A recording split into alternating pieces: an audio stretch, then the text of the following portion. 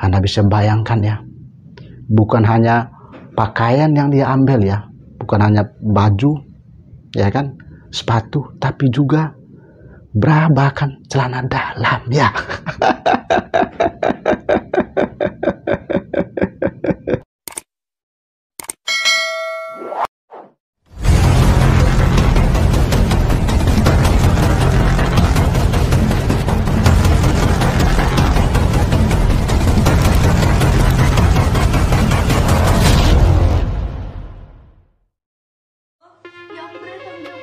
Ya tanggung jawabnya mau ngapain emang? Apapun aku tanggung jawab bisa.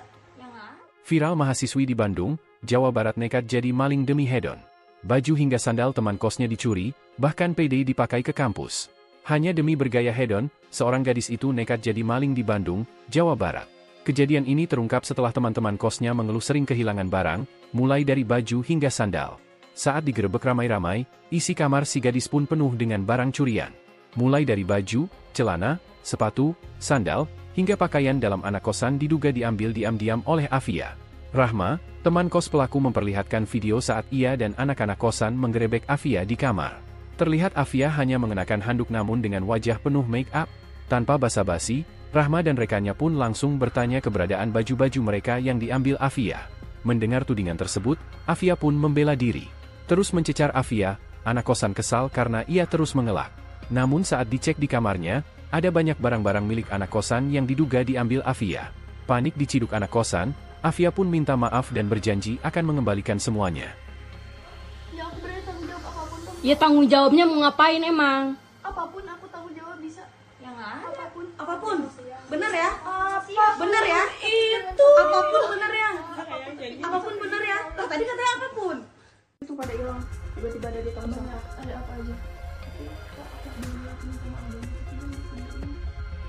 Ya, kenapa sih? Ya udah jujur dulu, itu yang gerak aku. Aku belum jujur sama dia. Iya jujur dulu. Nih malingnya cantik kan? Saya itu membayangkan ya, bahwa dia itu mengambil barang-barang itu seperti memilih barang-barang di pasar atau barang-barang di toko pakaian ya. Dia tinggal milih aja ya.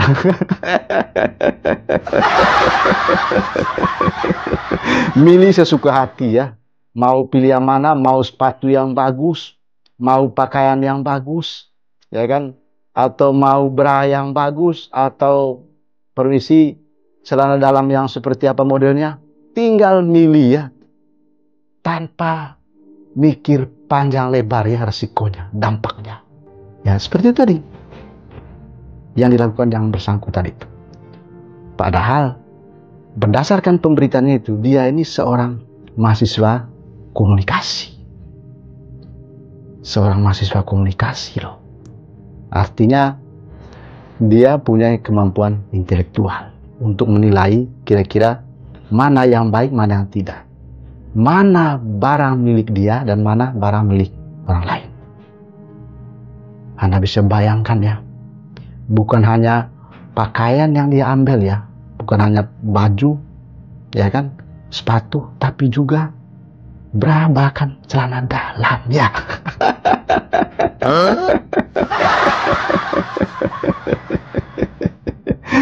Emang nggak gatal ya pakai punya orang ya.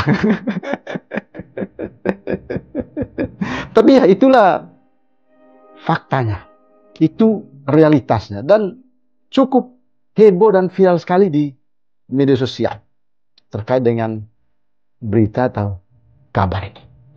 Miris juga ya, karena dia adalah seorang mahasiswi.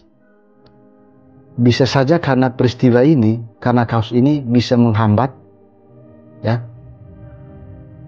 masa depannya dia sendiri. Bisa saja nanti dia nggak lanjut lagi kuliahnya ya. Tapi dari peristiwa ini sebetulnya kita bisa mengambil hikmahnya ya, terutama untuk diri saya sendiri, terkait bagaimana kita menjalani hidup ini. Karena kata orang ya, ini kata orang ya, bukan kata otak beleangan ini ya. Kata orang itu bahwa hanya ada dua pilihan dalam menjalani hidup ini. Yang pertama itulah kita memilih gaya hidup mewah.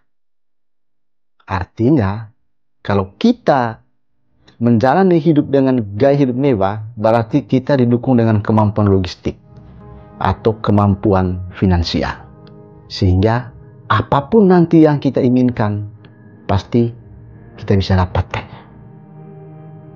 Dan yang kedua adalah memilih gaya hidup atau style hidup minimalis. Hidup sederhana, hidup apa adanya. Jadi tidak memaksakan diri. Karena kalau kita memaksakan diri, kondisi kita sederhana, tapi memaksakan diri untuk hidup mewah, hedon, maka bisa saja kita melakukan apa saja.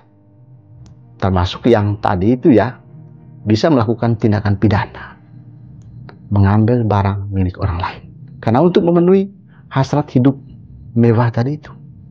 Ya tinggal kita sebagai manusia yang menjalani hidup ini memilih mau hidup minimalis ataukah hidup mewah dengan gaya hedon.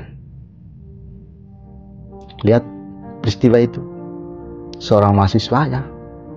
Tentu di satu sisi kita merasa prihatin, merasa sedih, tapi di sisi lain itulah konsekuensi dari perbuatan kita. Ya, semoga peristiwa yang dia alami itu tidak terjadi dalam diri kita ya. Karena hidup ini masih panjang. Suatu waktu bisa saja terjadi dalam diri kita. Dan kita berharap peristiwa itu tidak terjadi dalam diri kita. Semoga informasi ini bermanfaat ya, berguna bagi kita. Sampai jumpa, salam otak beleang ya.